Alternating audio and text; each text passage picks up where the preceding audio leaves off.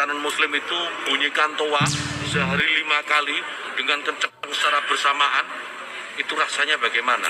Yang paling sederhana lagi, tetangga kita ini kalau kita hidup dalam satu komplek itu misalnya, kiri kanan depan belakang pelihara anjing semua. Misalnya, menggonggong dalam waktu yang bersamaan, kita ini tergabung nggak? Artinya apa?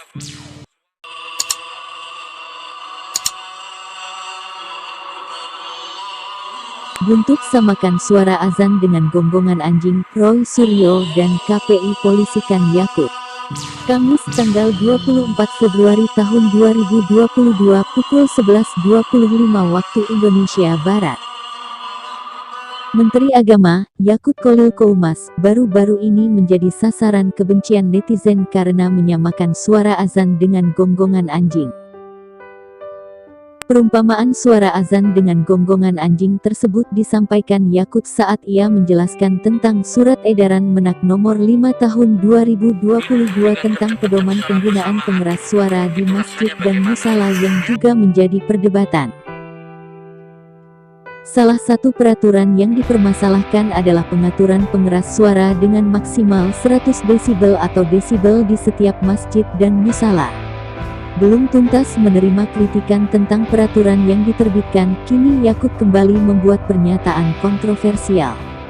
Saat menjelaskan aturan yang dibuat kepada wartawan, Yakut malah membandingkan suara azan dengan gonggongan anjing.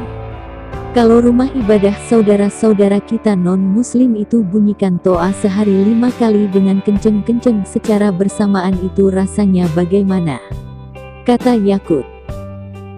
Ia menambahkan, yang paling sederhana lagi, tetangga kita ini, kalau kita hidup dalam satu komplek, misalnya kiri kanan depan belakang pelihara anjing semua, menggonggong dalam waktu yang bersamaan, kita ini terganggu nggak? Pernyataan tersebut menimbulkan kritikan keras, bahkan tagar tangkap Yakut sudah mulai menggema di Twitter. Mantan Menteri Pemuda dan Olahraga, Menpora, Roy Suryo bersama Kongres Pemuda Indonesia, KPI akhirnya melaporkan Yakut atas kasus penistaan agama.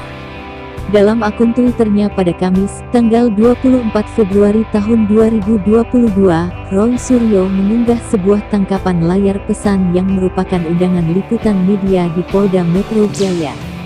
Pada pesan tersebut, dijelaskan bahwa Roy Suryo dan KPI akan membuat laporan terhadap Yakut yang diduga membandingkan suara azan dengan gonggongan anjing. Yakut dilaporkan Roy Suryo dan KPI atas pelanggaran Pasal 28 Ayat 2, J Pasal 45 Ayat 2 UU Nomor 19 Tahun 2016 tentang perubahan atas UU Nomor 11 Tahun 2008 tentang Informasi dan Transaksi Elektronik (IT) atau Pasal 156 AKUHP tentang penistaan agama. Pada keterangan cuitannya, Roy Suryo membenarkan edaran pesan tersebut. Ia menulis, "Saya dikonfirmasi banyak pihak, apakah benar press release dari KPI Kongres Pemuda Indonesia ini?" Jawabannya ya. Insya Allah siang nanti jam 15 waktu Indonesia Barat kami akan membuat LP di Polda Metro Jaya THDP Seder YCK Degen ukti-ukti rekaman audio visual statementnya dan pemberitaan edia AMBYAR. Jelasnya. Roy Suryo sendiri sempat mengira pemberitaan di media hanya clickbait, tapi setelah melihat beberapa media besar menuliskan hal yang sama, ia baru percaya bahwa Yakut benar-benar membandingkan suara azan dengan gonggongan anjing.